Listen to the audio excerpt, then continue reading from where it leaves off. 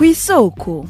Kw'isoko ni ikiganiro mushikirizwa ku minsi yose ya gatandatu mukagitegurirwa n'urunani rw'amaradiyo Radio Inzamba agateka kawe, Radio RPA ijwi ry'abanyagihugu na Radio Television Renaissance.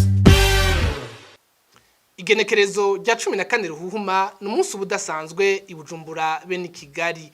Ugwaruka cane mbere nabubatse usanga bacana ko bagura amashugwe hasigaye iminsi 2 canke 3 kugira uwo munsi ugere.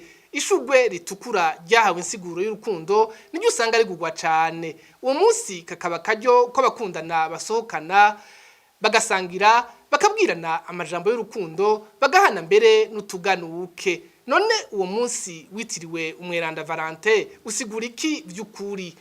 Iki ni kimwe mu byo tugira tubayagire mu kigabane kw'isoko cyo kuri wa 13 Ruhuma mu mwaka wa 2021. Thierry Bigirindavyi ndiko ndakibashikiriza ndabahaye ikaze.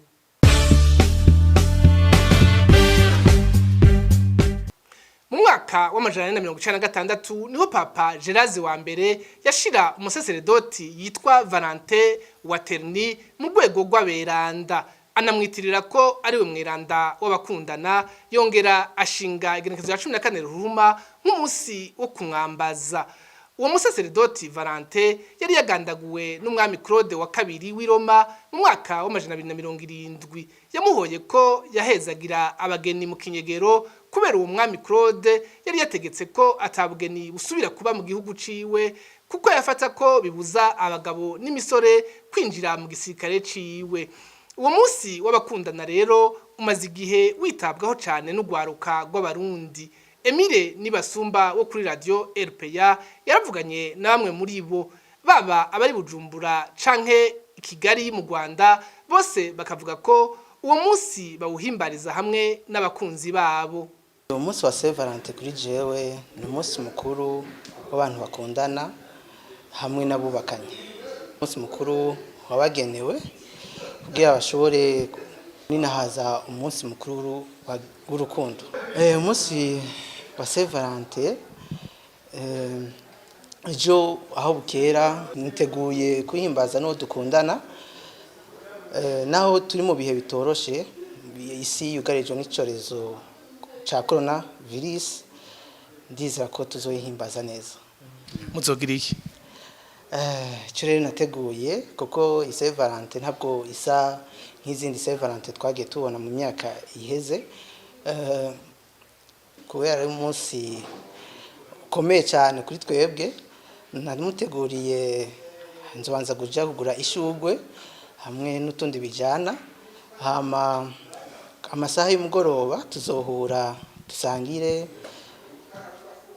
kifurizanye hamwe uwo munsi mukuru w'abakundana.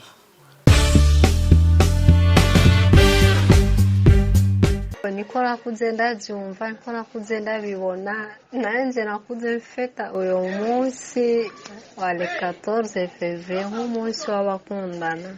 Ariko kuri jewe hayavsi nyumfeta sinzi izoshika kandi ndawufete ego, ariko ubu nta mfeta kuko sifise uwo tubyumva kumwe, uwo mvuga ndakunda. Naraguze amashugwe inzu yasisa hasi kuva kuri entrée ya portail mu nzira hose ija mu nzu gushika muri salle de bain gushika mu cyumba, avec des bougies zitandukanye amacouleur, hari bougies zera za rouge, avec des mots doux ziba zanditse ku mpapuro ziri hasi mu nzu hose no mu cyumba. Nzuba ndamurindiriye aze umukunzi wanje atazoba surpris aussi azoryoherwa. Le soir tuzoja dans un restaurant de luxe juste gupartager un verre de jus hamwe na gato ya Saint Valentin. Muri Eklezia Katolika uwo munsi mukuru ariho usanzwe ufise inkomoko, bavuga ko ubu hariho abawuhimbaza ukutariko bakaja mu by'ubusambanyi. Patiri Mamere Harumukiza arabisigura. Uwo munsi mukuru rero wabayeho kuva kera, ariko bamwe bakawufata nabi, bakawufata uko utariko, kuko ari umunsi mukuru ngo w'abakundana bagaca baja mu buzima novuga gupfisha nabo urwo rukundo bakaja mu bushurashuzi bagahana amakado n'ivyo ariko bafise intumbero itameze neza. Ariko buke buke Kiliziya yohejwe na Mutima Mweranda yarafashe ako karyo keza ko kwigisha urukundo abitegurira kubaka n'abubakanye, hakaba inyigisho zo kwibutsa ko urukundo ari rwo shingiro rw'ababana bakabana rukristo.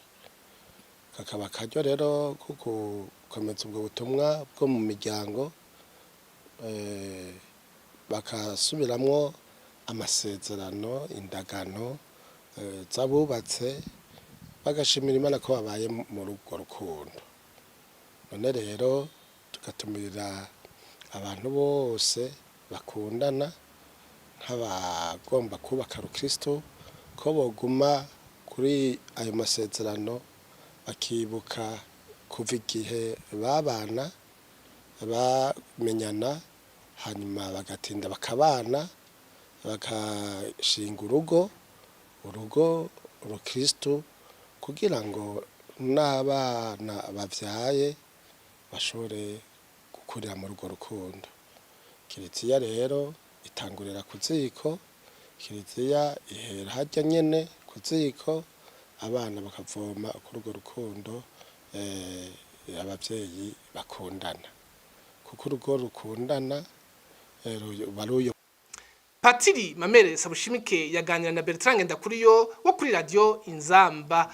Umunsi mukuru wa Saint Valentin ubusigaye ari uwo kugaragaza urukundo ruri hagati y'imisore n'inkumi canke abagabo n'abagore ku ruhande rumwe, kurundi nagwo akaba ari umunsi wo kubukura mu cibo ku badandaza. Ikigabane kw'isoko kikaba kigarukiye ngaha. Thierry Bigirindavyi nariko ndakibashikiriza, nkaba ndabikebanuye nifuriza umunsi mukuru mwiza abakundana bose. Cari ikiganiro kw'isoko.